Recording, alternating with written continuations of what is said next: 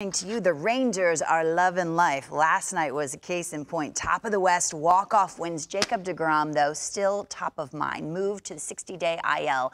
What now? Has his health status changed, Mark? Well, until he's back on a big league mound. Get right. We need you in October. I mean, talk about the biggest move of all, getting a healthy Jacob deGrom back. But in terms of the trade deadline, what other moves will they make? I mean, they owe it to the boys at this point, top of the West. Absolutely. And I think a corner outfield batman, a guy like Brent Suter, there are plenty of guys out there who are going to be on the move at some point or could be on the move, and Texas should be in on many of them. Sure, the Rangers, do they wait a month? What's their plan? Well, I think in early July, mid-July, can give you a whole different outlook. If they do sell, which I think most people expect. Further back than the Chicago White Sox, right. Of course, the win-loss record is not the same. It just hopped out after this year. He's been pretty vocal. I want to stay on the north side of Chicago. What happens with him? Well, if he continues, this has opt-out written all over it. He's been great, but it's also the defense up the middle that enables him to be great. What he's done in his career, it's just a matter of acclimation. I really believe that. Philadelphia is not the easiest place. You get home runs last night. His first 4 hit games of Philly.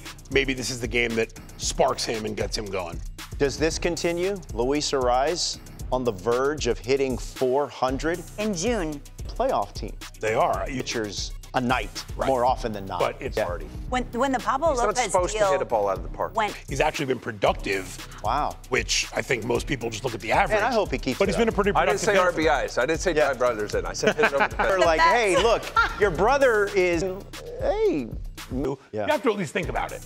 But at the same time, Red fans are watching this right now and throwing things at their TVs, going, look, we finally got a little. Several years of control left, the complexity to that deal. But, you know, trading a young reliever with a bunch of years left, really valuable commodity. Well, that being said, I hope the Reds continue to build this momentum and build something special, because their fans certainly deserve it. Did you think Texas was going to be this, Albert, without Jacob deGrom? And healthy, and hopefully, you know, they're going to make it run. You know, bringing, you know, a manager like I say, Bochy, and then just adding a couple of veteran guys, you know, into for a team.